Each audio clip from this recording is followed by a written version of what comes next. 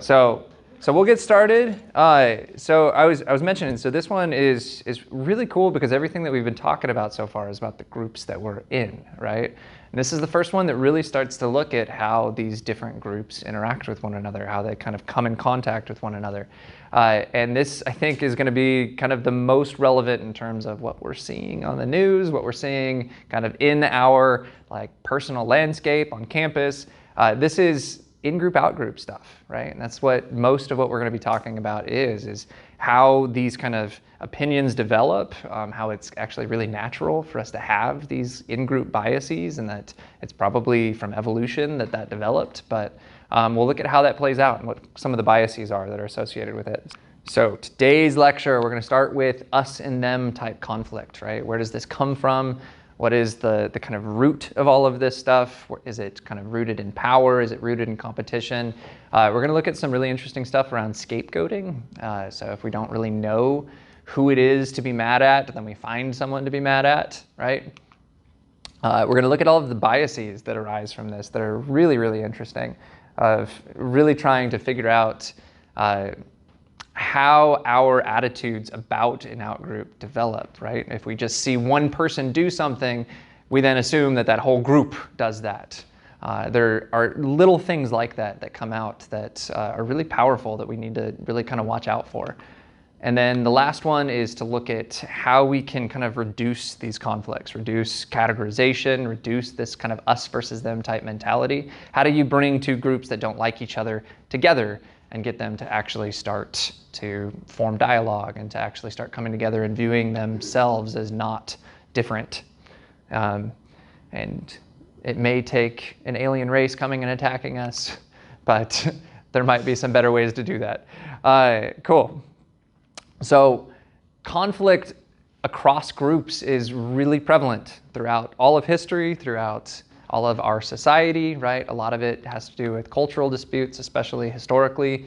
But this happens all the time in corporate settings when you have different groups that are working on different components of the same project. But very prevalent in kind of the crime world in today's day and age of these kind of tensions that build up between rival gangs and organized crime. But a big one, and a lot of what we'll see today kind of revolves around tactics that are used kind of on the international scene. We'll talk about dehumanization, we'll talk about kind of moral exclusion, and how we've kind of justified some of the things we've done on the international stage because of this us versus them type mentality. So most of what we've talked about in this class has been about how great groups are, right? They help us achieve all of these goals that we're trying to get to. But different groups are kind of the main source of a lot of the conflict that we see in the world. The really kind of affective conflict, the kind of damaging type conflict, because we've talked about the good conflict that happens within groups that kind of builds towards structure, but this is the kind of conflict that tears people down, right? So a big source of a lot of this conflict is rooted in competition, right? And it's around kind of certain prizes, certain resources. There was this really interesting study that they did with a group of like, it was like a camp of boys that they turned into a psychology experiment. And they had two groups of boys, and they were like, you are on this team and you are on this team. And like at first they were all kind of intermingling together. They were all enjoying each other's company. But as soon as they made that distinction of like, you're this team, you're that team, all of a sudden this us versus them mentality really started to take root, right? And a lot of it was based around this competition, that there were prizes that they were working towards. Only one group could have them, the other one couldn't, right? So when one succeeded, the other one had to fail.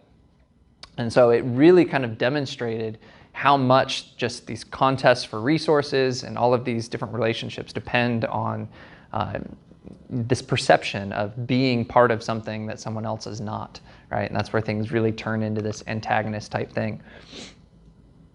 And so we'll talk in a minute about kind of scarcity, but this is kind of this just kind of surface level, almost silly example of competition But scarcity is really what drives a lot of this, right? It's trying to control resources. If you look historically at groups that were pitted against one another, it was about how to maintain the scarce resources in that environment. Yeah, this was, it seems like such this just like really silly experiment, but it really like set the stage for a lot of really interesting us versus them, realistic conflict type stuff. So that's where a lot of this scarcity stuff arises from, right? So we need food, we need land and territory for our people, right? We need to build some sort of wealth in order to have a fully functioning economy. We need to have energy and power to bring water and electricity to our people. All the natural resources, oil that goes into that to make energy. That stuff creates a world where one group ends up getting a really strong foothold with this stuff and the other ones don't. There was really interesting stuff in like the First World War and the Second World War with Japan and mainland China. Japan's on an island. Japan doesn't have a lot of this stuff. And the Japanese army did some really, really kind of heavy-handed stuff to try to get some type of a base of power on mainland China. And that was a huge part of the conflict, kind of in the Asian sphere of influence. And so much of it, especially with like Russia too, that whole area was all trying to kind of divvy up these different resources. So everybody wants to be a have, nobody wants to be a have-not, right? And everybody wants the stuff that's important, right? And so much of this is based on demonizing these other groups to really justify doing whatever we can to them so that we can achieve our goals, that we can get those things. And it doesn't matter if they don't have them because they're not like us. They're not as human as we are. They're not as moral as we are, right? This is something really interesting that comes out in the literature about how competitive groups are compared to individuals. So they show that if you just kind of pit individuals against each other, they tend to be pretty competitive, but when you put them on teams, when you put them in groups of people, that just skyrockets. So they did kind of these meta-analyses where they looked at all of these different studies across 11 different laboratories, 48 different studies. All of them were very much showing this like disproportionate correlation where groups are way more competitive. And this was some of the statistics that came out of it. So if they were doing the prisoner's dilemma game, this was one where you could either compete or cooperate. The individuals that played together only competed 6.6% of the time. When you put people in groups of 3, that went up to 36.2%. And then when you put them in groups of 3, but you had it so that the groups weren't actually communicating with one another, that there was just this one person that was sent as like the convoy to like, all right, you're gonna go represent us. It rose even further. Rose up to 53.5. People became even more ingrained in their in-group type identity because of that lack of communication between the groups, and it made them even more competitive. So looking at like what came out of the research, like why this stuff maybe comes up in the first place. So when you're in a group, there are these identity processes that are there, right? You feel really important because you're a part of that group. And so there's a lot of kind of fear and greed associated with that that really allows you to say like, okay, well, they're not important to me. They're not part of my identity. And so I really don't care what happens to them. And so I want to compete. I want to make our group better at the expense of other people. And that's what the whole, in our last lecture, the whole idea of competition was not just trying to make things better for me, but making things better for me while also making things worse for the other people, right? Really propping ourselves up as much as we can. This really leads to this idea of paranoia that comes out in these groups, where when you're in a group, you just have this belief that the other outgroup members probably have these malevolent intentions against you. Like they think really negative things about you because they're outgroup members. And this is especially true for groups.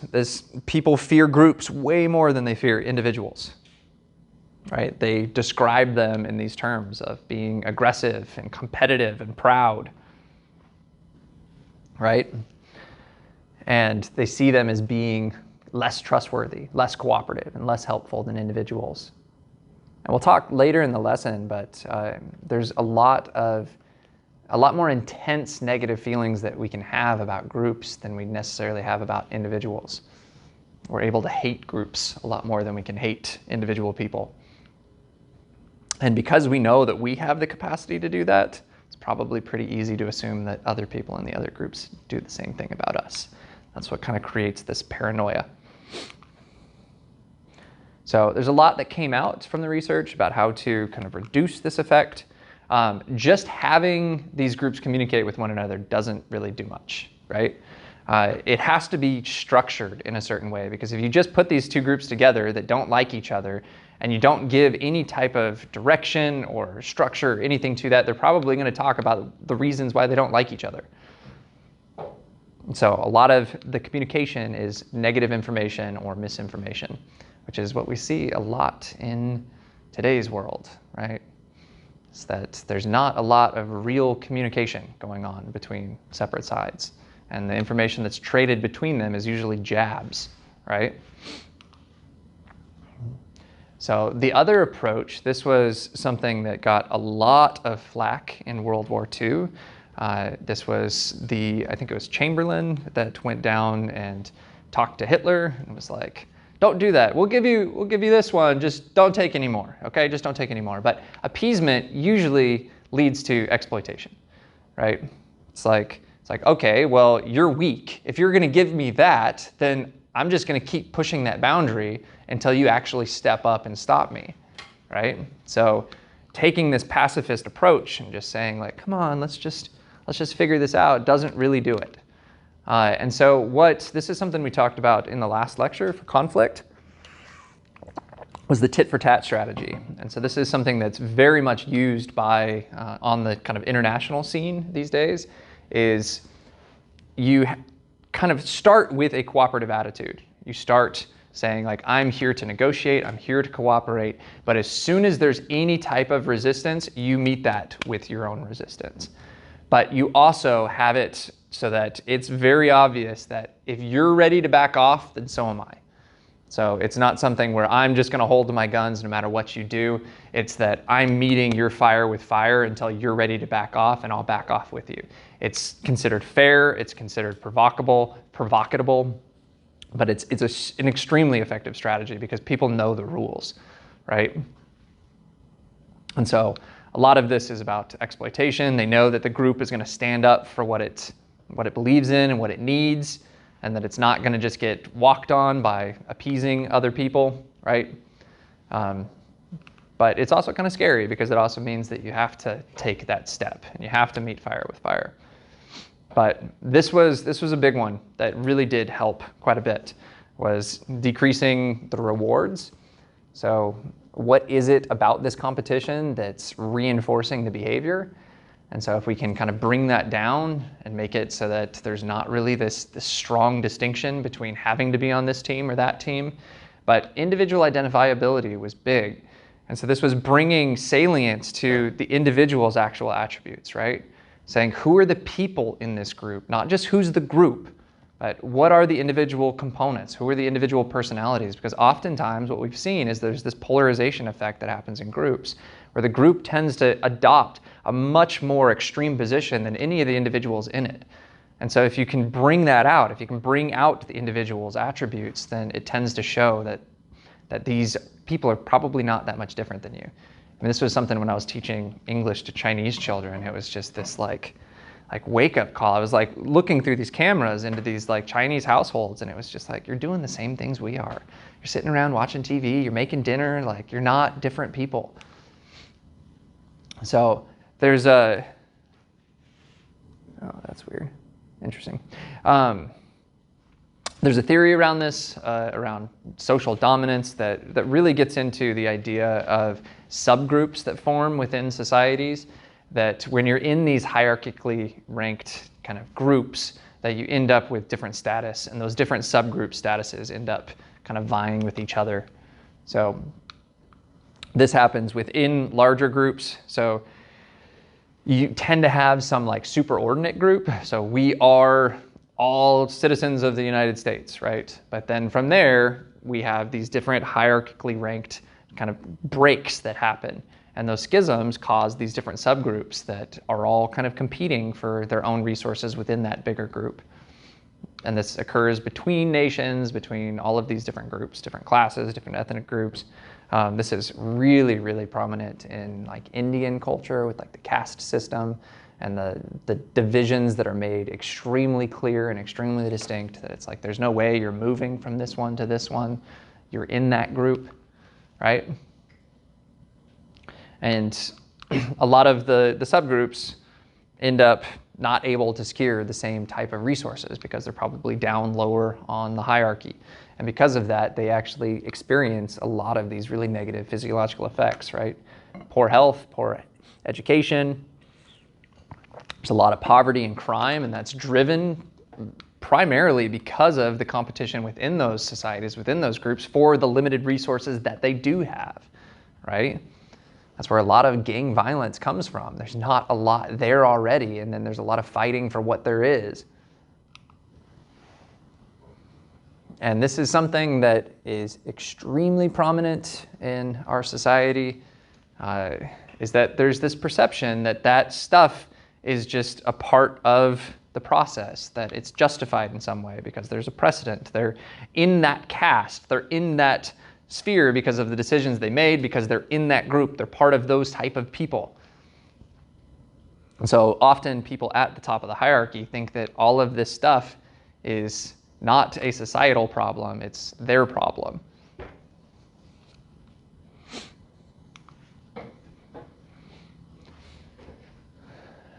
And this is extremely true when you get a hold on resources, if you have some type of power because of resources. And I mean, when we talked about power in the power lectures, that was one of the biggest sources of power, was having the ability to hand out paychecks, to hand out any type of thing that people think is important. If you have your hands on that kind of stuff, you end up having to work less, right?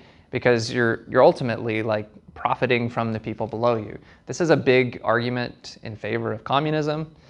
This is this whole idea that profit is exploitative, that we're actually, you have the rich are not really working a lot, but making a lot of money because they're confiscating the labor from people that they're exploiting. There's a lot of debate about how to fix that and whether that's actually a problem. But this tends to lead to, if it gets out of control, if it's very obvious that you're being exploited, right? If you're putting in a ton of work, you're not getting your fair share for what you're putting in. It's not my position at all here at the university. You tend to see groups of coalitions that come together that try to fight this, right? And a lot of the times, the powerful groups will try to create strategies to put that under wraps, right? To keep these from coming together, to keep people from unionizing, from doing those kind of things, because it allows them to start fighting back. So that's where strikes come from, that's where slowdowns come from. That's the whole idea of unionizing, is to try to stop exploitative practices, right? And if you can do it enough, then the people at the top aren't making any money because nothing's working anymore, right? But there's a lot of debates on the other side too about the fact that there's a lot of jobs created from these types of situations. And it's really hard to shake this up in a way that is fair for everybody. So this is a super interesting phenomenon.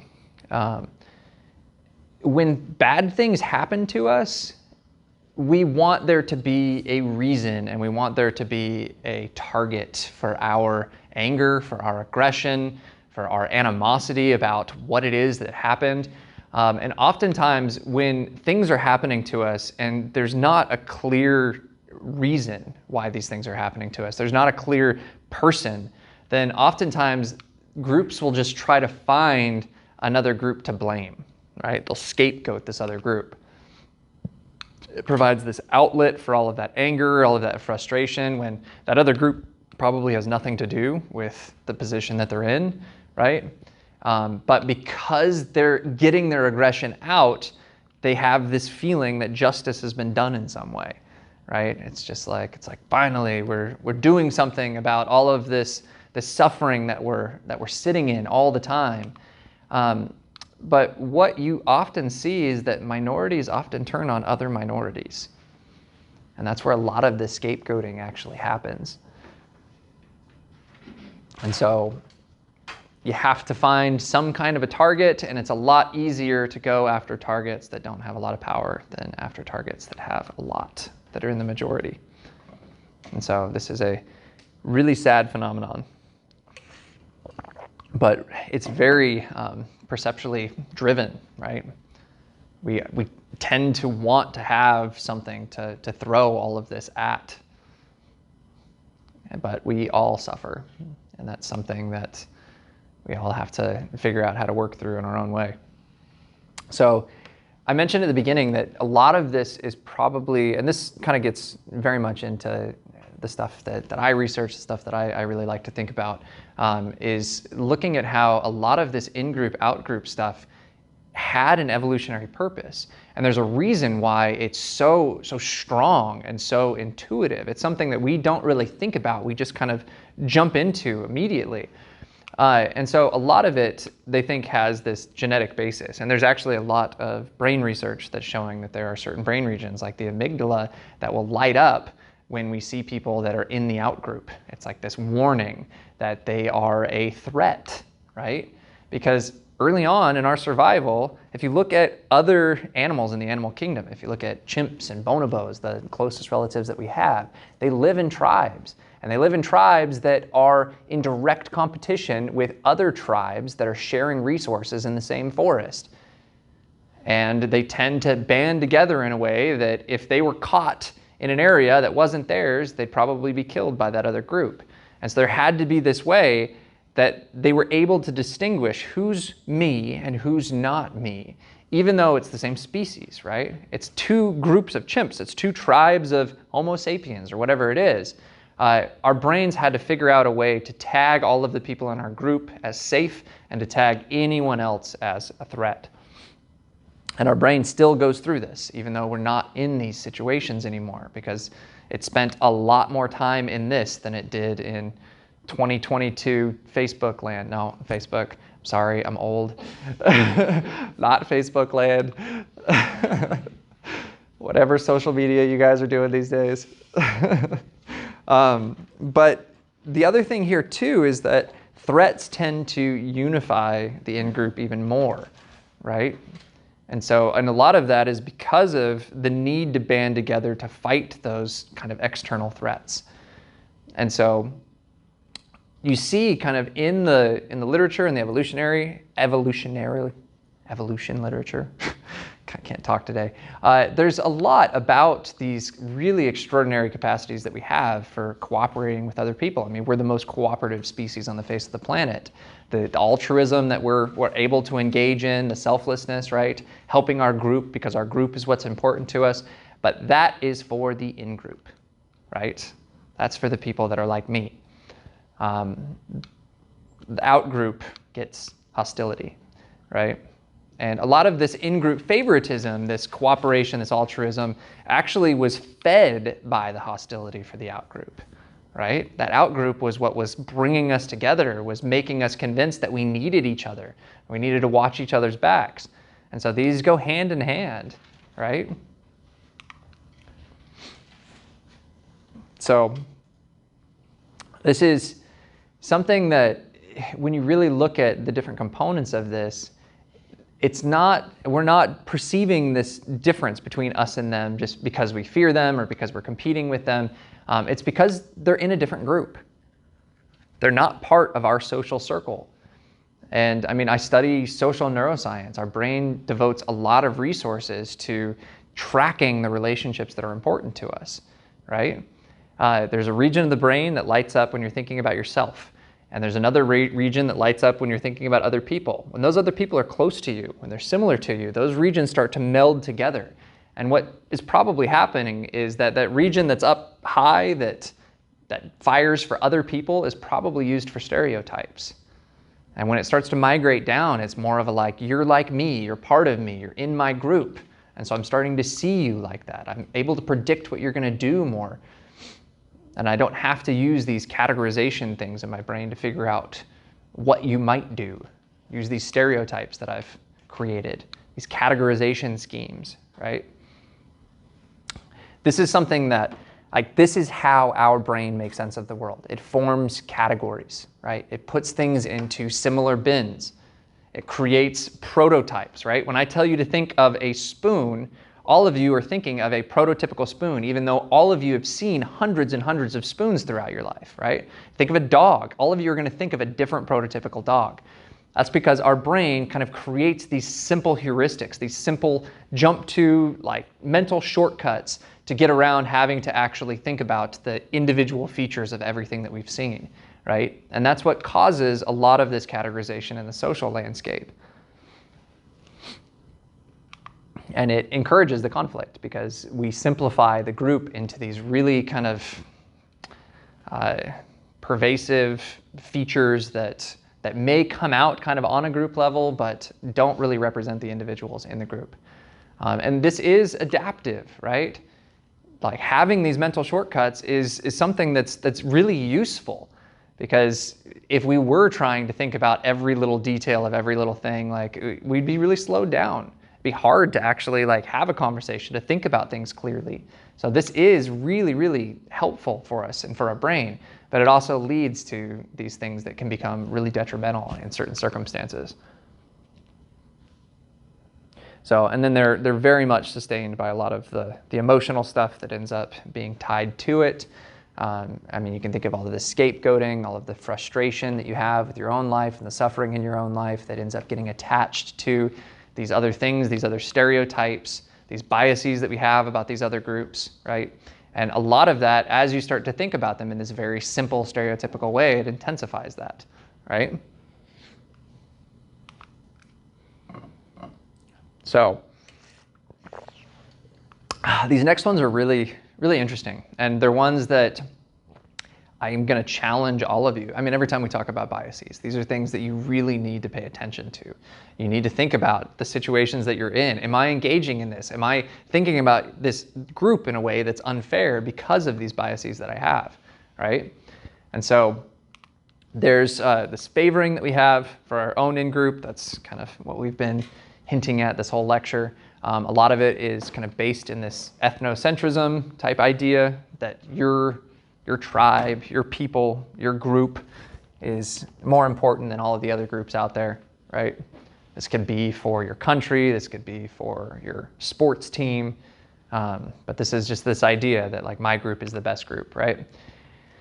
But this very much depends on, you'll notice a lot of these are identity factors, right? These are like, if the group is doing really well, if there's not a lot of ambiguity about who I am and what my purpose is in this group, and if the group really means a lot to me, then this is going to be a really strong factor, right? I'm going to have these really strong biases about the groups that are part of my identity. If I ask you who you are, and that's one of the first things that you list is your membership in a specific group, this is going to be a big component of that, right? But what they show is that these biases are kind of twofold, right? So the first part of it is this favoring for our group, but the other side is kind of this degradation for the outgroup. And what the research has shown is that the in-group favoritism is actually a lot stronger than the out-group rejection. That a lot of the work that's being done, I mean, you can think about all of the developmental stuff that we've talked about as we're going through stages. A lot of our time and effort is focused on creating a strong, cohesive group. But then it's these out-group interactions that happen kind of sporadically that then kind of drive these things into kind of a more intense stage and set the stage for these kind of short periods of pretty intense out-group rejection. So, and these are just some little factors, some little idiosyncrasies that can kind of change whether or not the out-group kind of rejection and out-group hostility is worse or a little bit better. So it depends very much on how similar the in-group and out-group members are. So if both of the groups are of the same culture or from the same country or at the same school. This is going to be less so than if you had one group from one culture, one school, and another group that's completely different, right? A lot of this is about whether or not these groups are actually going to be interacting with each other in the future, right? So if it was just this one-off kind of collision between our two groups that we don't really anticipate seeing each other again, then it's not going to be as bad. But the other one too is very much on the kind of identity that you've created about your group, right? Have we identified ourselves as a competitive group? Are we really putting ourselves out there as someone or something that's trying to kind of make a statement for ourselves, trying to like nudge our way into the niche that we're in or whatever it is and trying to push these other people out of the way? Or are we a group that's trying to get out there to help, trying to get out there and kind of combine and connect with other groups? So this is a really interesting research that came out from a lot of this stuff. I don't know if you've ever heard of the IAT, the implicit attitude test. I actually encourage all of you to take it. It's a really interesting experience. It's kind of hard to explain the experiment itself without actually going through it. But the whole idea behind the start of the research was that a lot of these biases that we have about outgroup members are things that are kind of ingrained in us through our development, through the interactions that we've had with the people around us, and a lot of them are unconscious, right? We don't really realize that we have a lot of these biases. And if you actually ask people, do you have prejudices? Do you have these biases? A lot of people are going to say no. And they're going to like fervently reject that, like, I'm not the kind of person that views things in this biased way. But they created this test called the implicit association test that it's this really fast-paced kind of game that you play. And there's tons of different categories. So like the most popular ones that are talked about are the ones regarding race, about whether or not you see your race as more positive or more favored than some of these other ones. But the whole idea is that you're very quickly connecting positive and negative words with pictures in a way that's like over time you kind of make mistakes, and those mistakes show kind of these kind of unconscious implicit connections that you're making between kind of negative words and groups that you don't like. And so they've done this with different ethnicities, religions, nationalities, different ages, different sexes. And what it shows is that all of us have kind of a certain set of implicit biases that are interesting to know about, right? That's why I kind of encourage all of you to take this. This is free. You can get online. Just look up the IAT, and you can kind of get an idea of whether or not you should really start thinking about the attitudes that you have about these things. Because when things become unconscious, when they become really habitual, it's our job to take time to actually reflect on those things and to figure out whether or not they're a problem. So getting into some of these biases, this is one of the really insidious ones. We tend to think that everything that our group does is really positive, is really fair, is really appropriate. But if another group does the exact same thing, we're going to say that it's negative, that it's unfair, right? And a lot of this is kind of justification after the fact. We do something that may not be according to our values or beliefs, but we're like, oh, but it was a situational effect. It's okay. Our group can do that. But if another group does it, and this is being pitched in terms of like one group versus another, but you can very much see this in terms of one person versus another, right? Certain relationships that you might be in where the rules apply to one person but not to the other, right? This is a huge source of conflict in a lot of relationships. So our warnings are requests, but the other side calls them threats, right? And all of this is perceptual, right? This is assuming intent. It's assuming motivation. So on the kind of international stage, we can look at these hostile actions that a nation takes. So if our country is like going to war with some other country or had something happen, then we kind of look at that as being, well, let me see. Gotcha. So if something happened to our nation, right?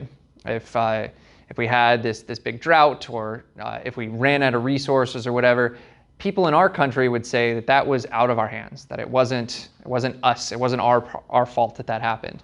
But other countries looking in are going to be like, well, you mismanaged your resources, you didn't do what you were supposed to do, right? They're going to blame all of the internal factors that led to that. This one is one that I think we can all relate to a little bit, something that we've probably seen before.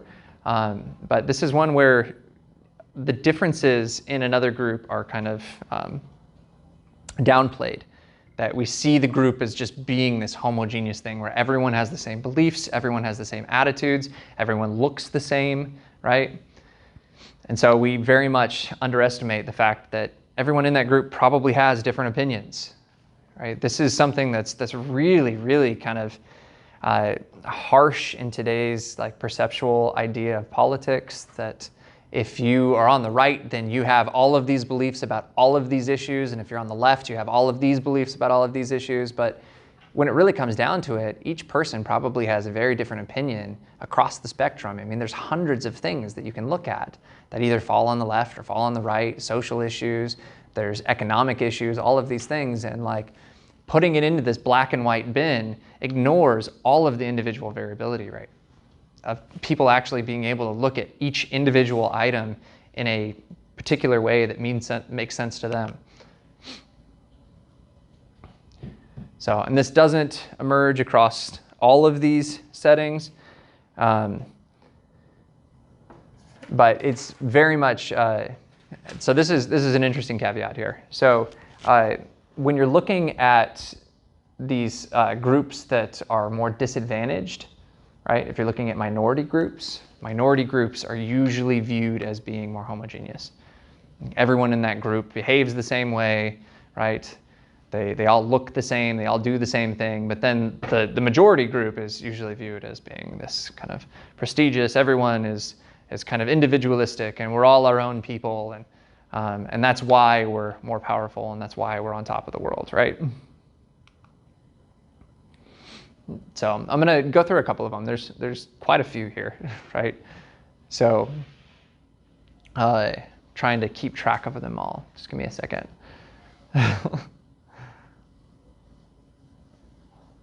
Yeah, okay. So this is one where you're looking at your own kind of beliefs and everything that you have, and you're assuming that everyone in your group has the same beliefs. We've talked a little bit about this one before. And so you're taking what you know from a small number of people around you.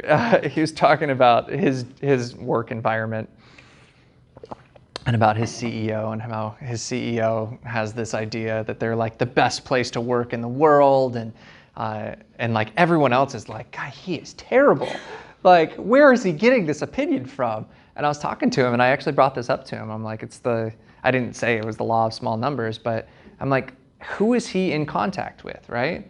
If he's got a small number of people around him, and those are the people that he's talking to all the time, and they're constantly telling him how amazing he is and how amazing the work environment is, he's getting a very false perception of what the entire group is like, right? And you can see this in terms of this out-group type stuff too, right? If we see a small number of people engage in some type of a crime that belong to a certain group, we're going to assume that that entire group has those same attributes, right? And you really got to think about like our interaction, our actual like exposure to entire groups is really small. We only interact with really small amounts of people. And we tend to assume that those interactions are kind of indicative of what the entire group is like. This one is probably one of the worst, right? So this is one where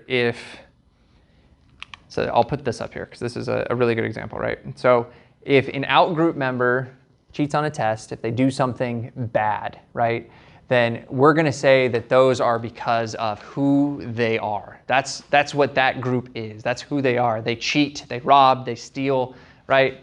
But if something good happens to one of them, it was luck. It was chance, right? That's not who they are. They can't do that, right?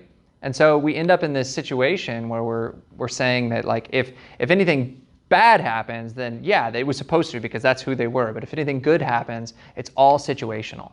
It's all these fluctuating circumstances that are propping them up, that are giving them this good luck. And it's a way that we can kind of keep them down, right? We can make sure that that outgroup never is really viewed in a positive light and can never be viewed in a positive light because it was just the circumstances, and it's not going to happen again, right? God, when I saw this, I used to live in Dubai, so when I saw UAE, I'm like, okay, ultimate attribution error, not United Arab Emirates. And this is the idea that I was just getting at, right? You don't need to reappraise the group. You don't need to think about how the group might be different than the perception that you have because you've completely disregarded that. You're just like, oh, whatever, it was just a one-off. It's not really indicative of what that group is actually capable of. And this is really common with minority groups, right? Our society says these kind of things all the time, that this is what happens in poverty, is all of this crime and all of these things. And when people rise up, it's just because we created these awesome programs for them, right? It's not because they actually put in a bunch of hard work and worked their way up the ladder. So we've talked about stereotypes a ton in this class, so this is just going to be your nice little filler slide. This is something that we jump to. These are these short-term heuristics, right? Labor-saving device. And it's important to know that these are kind of group level agreements, right? This isn't something that you come to by yourself, usually. This is something that you learn from society because the people that you're interacting with have kind of reconfirmed that that's what these people act like. A new bit of information here that we haven't talked about is this, that we actually, so if we're talking to someone and we have a very stereotypical way of viewing that person, then we are going to remember everything that they did that was in accordance with that stereotype, and we're going to probably forget all of the things that they did that were against the stereotype, because we're constantly trying to reconfirm why it is we believe they're that way.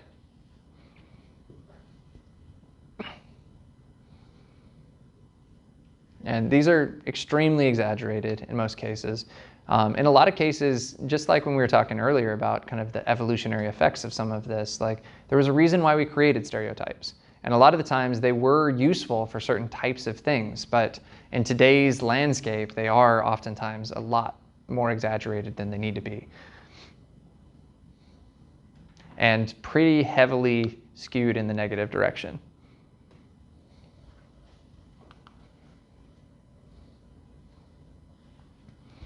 So we have a lot of emotions when it comes to other people. That's kind of the point here, is that when we're in an out-group setting, it doesn't feel good.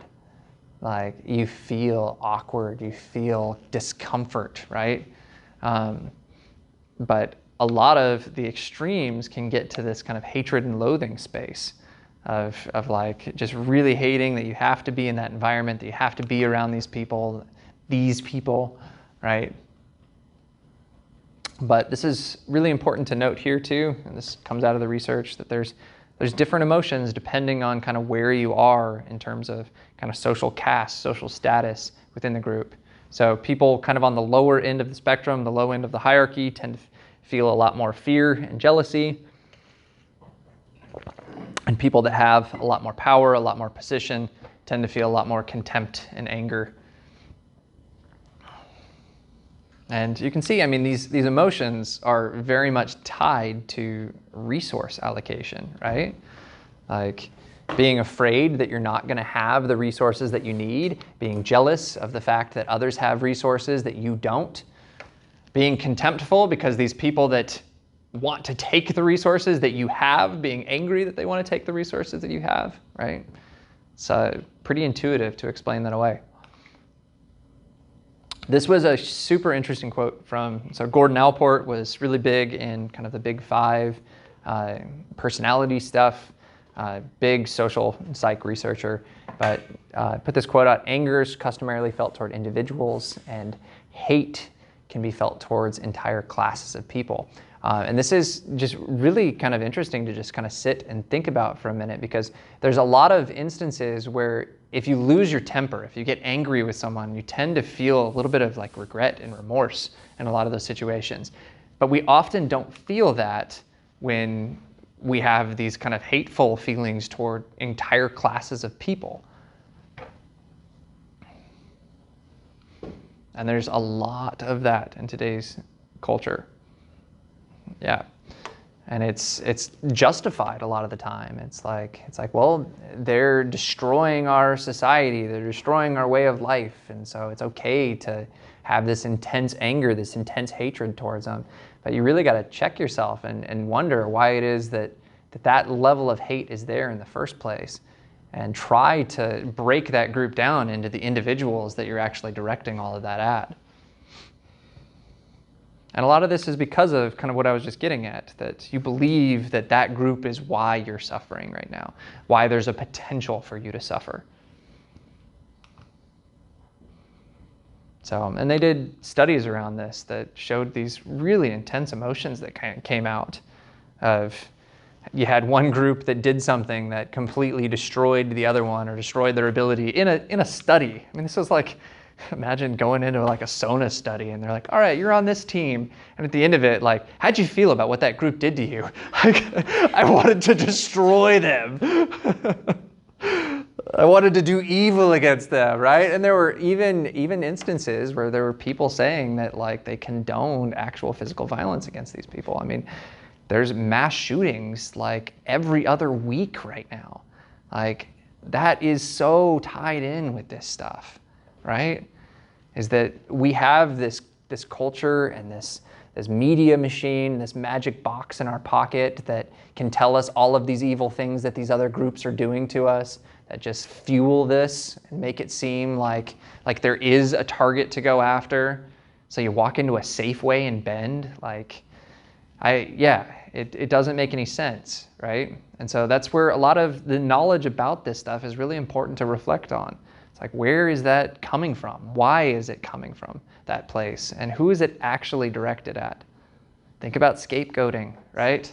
So this is a really sad slide, but also an extremely important one, because this is something that has been done throughout history against outgroup members, right? So moral exclusion is the one side of it, where you basically kind of degrade this entire group of people. You put them in these horrible conditions, and you justify it by saying that they are not worthy, they're not deserving of the same type of moral stuff that we get, right? They don't get the same kind of rights that we get. They don't get the same kind of protections that we get.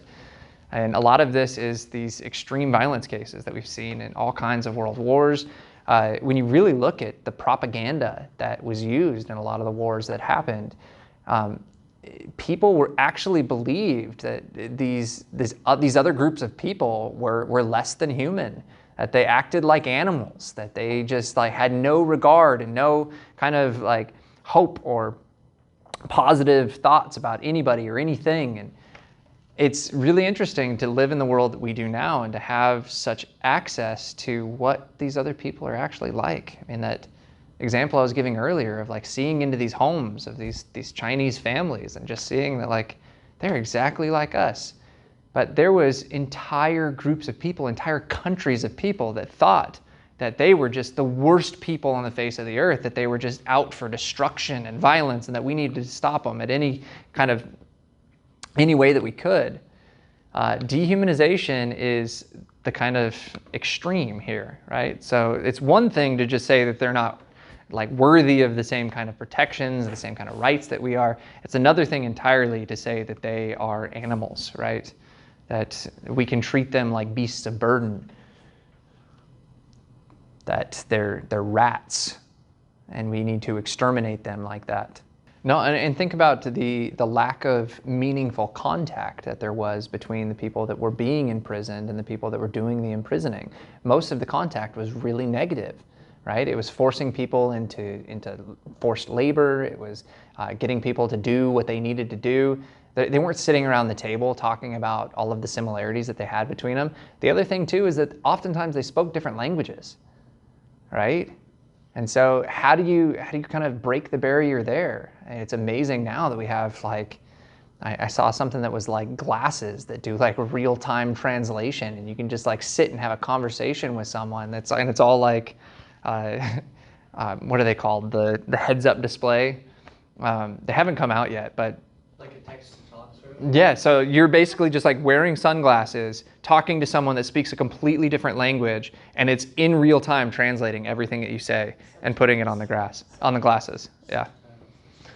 So, and I mean, that's what really needs to happen to fight some of this stuff. And I think there's a lot of hope for our species, for our society, that we have access to the kind of information that we do now, that we can avoid these traps, because this is from the top down, right?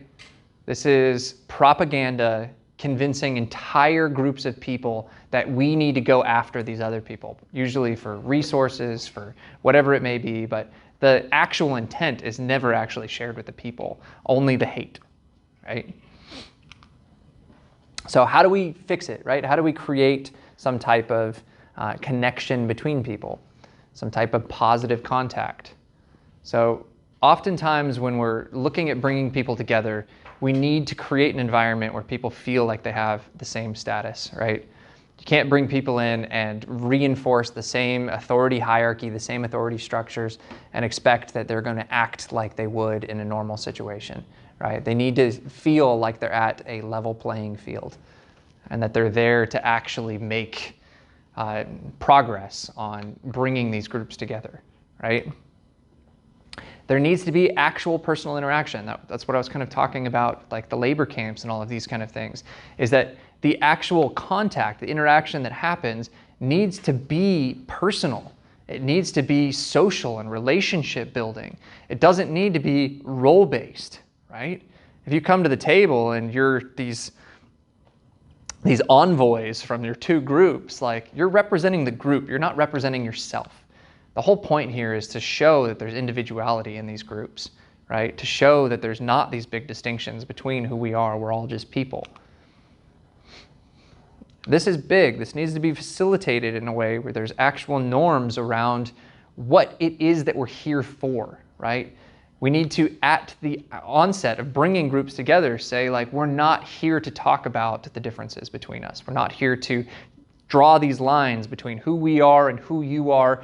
We're here to grow. We're here to come together. We're here to be friendly and helpful, to have this egalitarian attitude of like, we're all in this together. But that needs to be set up at the very beginning. Everybody needs to be on the same page about why you're coming together in the first place. And a big thing that helps with this is having some common goal, right? These are the identity principles that we've talked about so much in this class, is that if you can convince everyone that we're all working towards the same thing, then you all feel like you're in the same group. There was that quote about if an individual's goals and a group's goals were the same, there wouldn't be a difference between individualism and collectivism, right? It's that you would all be just part of the same thing, working towards the same thing. So on the same side of kind of the stereotypical type stuff, how to decategorize people, to see people as they are. We've talked about a lot of this so far, but a lot of it is based around trying to reduce the salience of the membership, right? To see people as individuals without their role, without any type of group identifier, but to really bring out who the people are in that group. And a lot of this reduces the conflict between groups. Surprisingly so, because it shows that it's not a black and white world, that it's actually pretty gray. So this is very heavily tied in with the homogeneity effect, right? You really want to kind of bring out the individuality to show that these people are not all the same, right? They all have their own individual goals, their own aspirations, their own idea of creativity and of aspirations and hope for the world.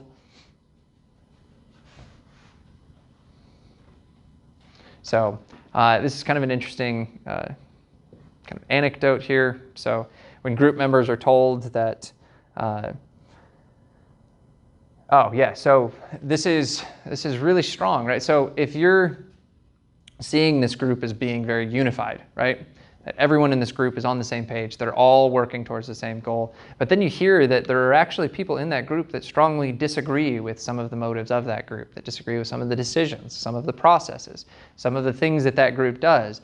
that tends to create this kind of individuation of like, oh, okay, maybe it's not as unified as I thought it was, right?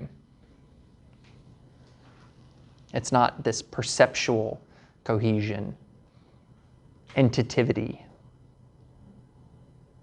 Going back to our like lecture 1 vocabulary.